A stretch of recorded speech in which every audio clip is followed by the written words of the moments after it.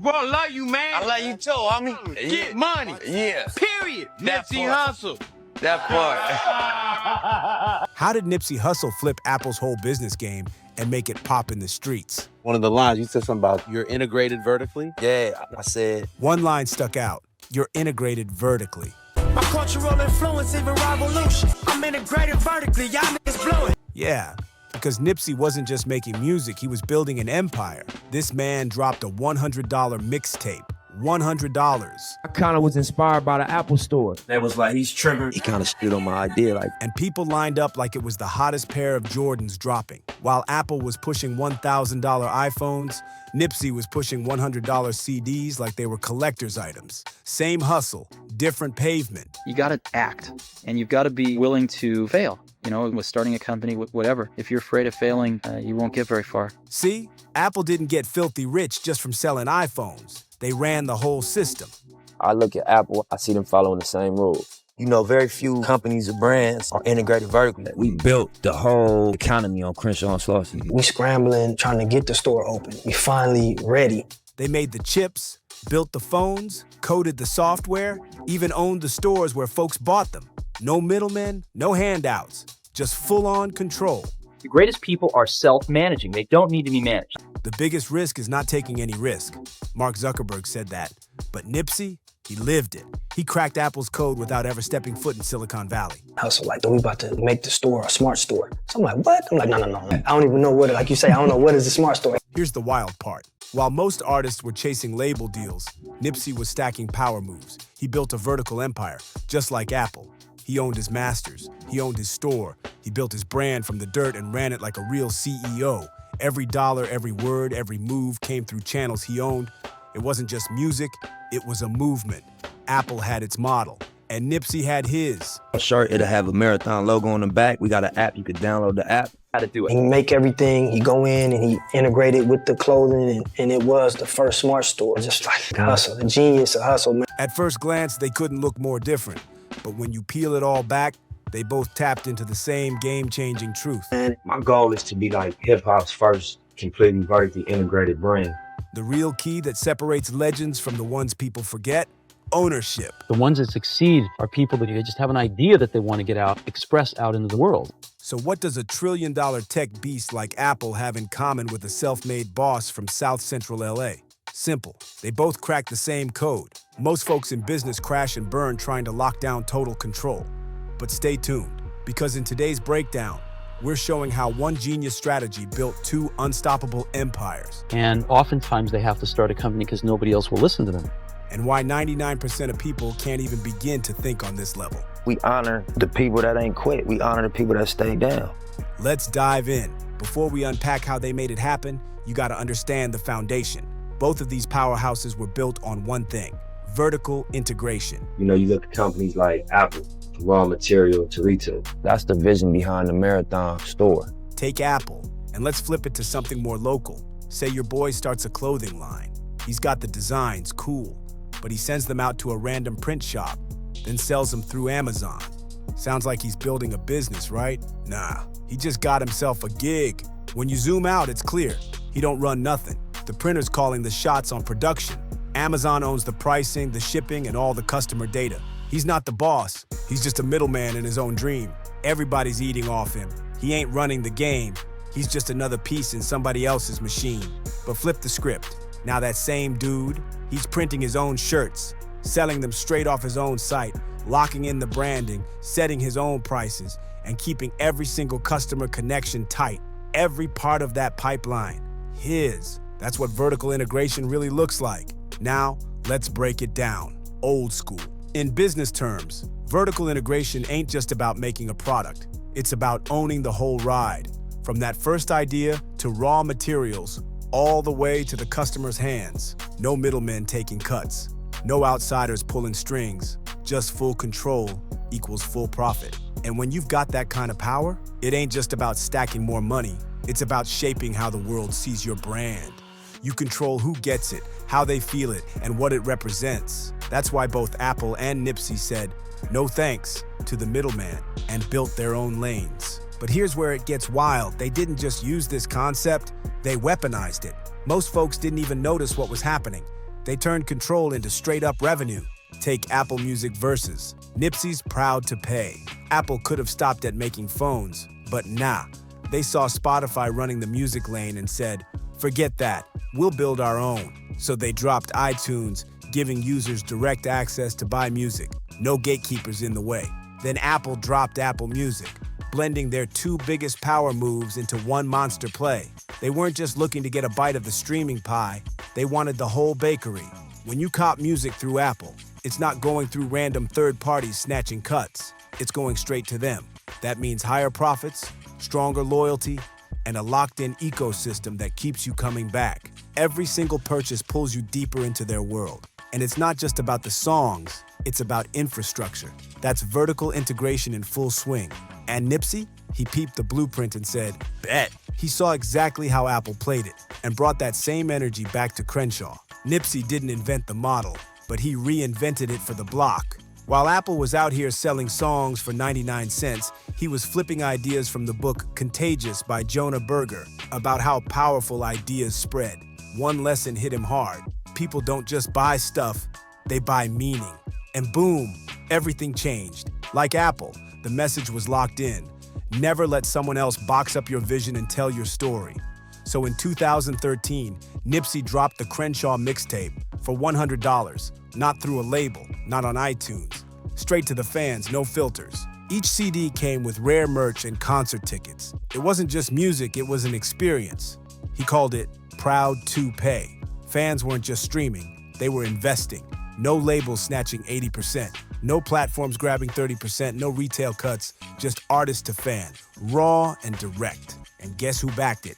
Jay-Z. He didn't just support it, he bought 100 copies. The media went crazy, but more than the headlines, the model worked. Every sale wasn't just cash, it was a bold message from fans. We believe in this, and we're riding with it. That $100 mixtape became a movement. Let's break it down real quick. In the old school music model, it's artist arrow, label arrow, streaming arrow, fan. Each step, someone's taking a cut, adding layers, watering down the connection, and slicing the profit. By the time the music reaches the fan, the artist barely sees a dime. But Nipsey and Apple flipped the whole game.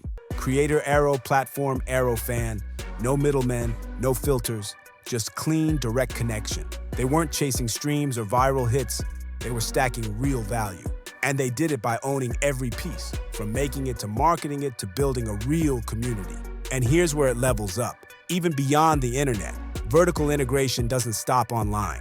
The real power move, controlling where the product touches the people in real life. Think retail ownership. Apple's got Apple stores. Nipsey had the Marathon store. Apple figured this out early. If you control the store, you control the experience. That's why you can't just grab an iPhone off a random Walmart shelf. Nah, you step into an Apple store and it's a whole vibe. The layout, the lights, the service, it's all part of the product. They designed it to make you feel something. You're not just buying a phone, you're entering their world. That's retail power. When you own the store, you don't just move product. You control perception, profits, and that key moment when the customer locks in. Now here's where it gets deeper. While Apple was designing luxury spots in fancy malls, while Apple was locking down luxury malls, Nipsey was making the same exact moves. Right in the heart of Crenshaw, on Slauson, with the Marathon store. But just like Apple stores, this spot wasn't just about grabbing tees and hats. It was a living, breathing piece of Nipsey's brand. He didn't just rent space, he owned the building. He ran every part of the inventory, built in tech like mobile apps, and even used augmented reality to bring physical products to life. This wasn't some pop-up or trendy boutique. This was a fusion of culture, tech, and storytelling, all under one roof. It was a smart store, next level, limited drops, real community energy, and that sense of exclusivity that made every item feel earned, not just bought. Nipsey wasn't just moving merch, he was owning the entire touch point. Same play as Apple, just flipped for the block, with the same exact focus and strategy. Let's lay it out. Brand funnel product store, experience loyalty. Apple's version, they design the device, sell it in their store, create the vibe, and keep the customer locked in for life. Nipsey's version, he made the music and merch, sold it through the Marathon store, curated a unique experience, and turned fans into lifers. Both models treat the store not as a side hustle, but as a core weapon. It's the final move that connects creation to community. That's how vertical integration transforms from a dry business term into a cultural powerhouse. We're all about spotlighting the grind and the wins that really shift the game. So let's lock back in, because here's where the strategy hits another level. The final phase of this model, it ain't just about stacking cash right now. It's about building something that outlives you. That's the long game. Apple's developer ecosystem versus Nipsey's Vector 90. Now this is where Apple's genius truly shines. They didn't stop at selling shiny devices. They built a whole ecosystem where everybody else could plug in, make money, and grow, but only under Apple's rules. Look at the App Store. Developers make the apps, but Apple owns the platform, the payouts, and the whole structure behind it. Yeah, Apple hands you tools like Xcode and APIs, but once you build in their world, you're locked in. And so are your users. It's not just smart, it's strategic dominance. Apple turned millions of devs into value creators, but they still scoop 30% off the top of every single transaction. That's not just vertical integration, that's vertical domination. It's next level. Apple empowers others to create while staying glued to the center of this massive digital machine. Everything flows through them. Now check how Nipsey flipped that same principle into real-world power, right in South Central. His mission wasn't just music or merch. He knew the real flex was creating chances for others to build, grow, and win. And that's where Vector 90 comes in. A co-working space and STEM hub co-founded with real estate investor David Gross. It wasn't just a building, it was infrastructure, designed to uplift the community, push innovation, and give people a launch pad. Vector 90 wasn't just some local center with a few laptops. It was an incubator for the next wave of builders and bosses. Just like Apple gave developers tools to build the next hot app, Nipsey created a real space where his people could build their futures, from coding boot camps to entrepreneurship programs, all the way to giving kids access to tech they'd never even seen before. The strategy? Identical. Apple built a digital ecosystem. Nipsey built a physical one. But the mission stayed the same: create a platform where others can build, win, and pass the torch. Apple gave devs a path to global markets. Nipsey gave the block a chance to unlock its full potential.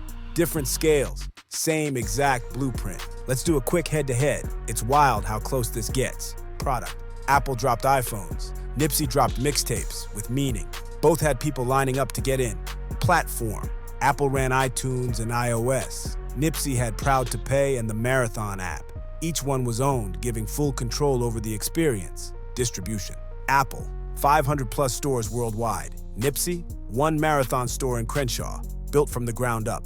But both created spaces that were fully curated and theirs. Retention: Apple keeps folks locked in with iCloud and Apple ID. Nipsey did it with exclusive drops, his app, and direct access. These weren't just buyers, they were community, the long game.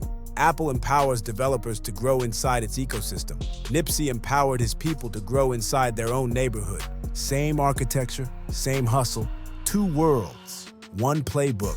Nipsey built Vector 90 so his people could build inside their own system. Because for him, ownership was never just the finish line. It was part of the bigger plan. Vertical integration, top to bottom, front to back. And when you line all of this up, Apple's empire and Nipsey's movement, one thing becomes crystal clear. This ain't just about two success stories. This is about a blueprint that most folks never even notice. When people speak on Nipsey, they remember the hustle, the loss, the legacy. But the real genius? It was in the architecture. He didn't beg for deals. He built control. He didn't rent out his vision. He owned the system that delivered it. What you're seeing is vertical integration from the ground up, designed with purpose. A blueprint that turned fans into investors, a neighborhood into a network, and a hustle into a machine that could run with or without him. The store, still open. The brand, still moving. The system, still working. And that's the point. This wasn't some lucky break or viral moment. It was a calculated master plan built piece by piece. Apple showed the world how vertical integration looks in Silicon Valley. Nipsey showed us how to make it breathe on Crenshaw. Scalable, sustainable, legendary. That's the kind of model that builds generational wealth, and Nipsey drew the whole map. If this breakdown opened your eyes, don't just hit like, live it. And if you're serious about strategy, ownership, and long game moves? Drop a comment and subscribe to Block Talk. Catch you in the next one.